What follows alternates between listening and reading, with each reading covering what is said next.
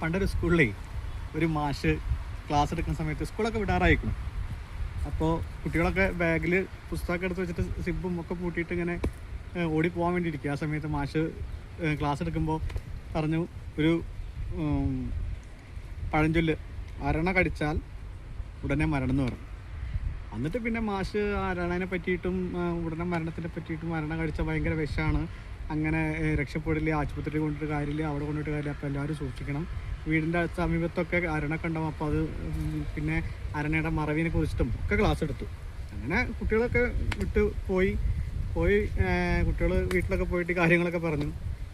പിറ്റേ ദിവസം വീണ്ടും മാഷ് വന്നു, കുട്ടികളൊക്കെ റെഡിയായി. ക്ലാസ് എടുക്കാൻ നേരത്ത് ആ അരണ കഴിച്ചാൽ ഉടനെ മരണം എന്നുള്ള പേജ് ഉണ്ടല്ലോ, അത് ലാസ്റ്റ് വാക്കായിരുന്നു. അപ്പുറത്ത് മറച്ചിട്ട് നോക്കുമ്പോൾ എന്നത് പറയുന്നത് ശരിയല്ല. എങ്ങനെ ഉണ്ടാവും? അതാണ് പറയണത്, ഗ്രഹപാഠം ചെയ്യാതെ നമ്മൾ ഒരു കാര്യം ചെയ്യാൻ പാടില്ല. അത് മാഷായാലും ടീച്ചറായാലും ആരായാലും.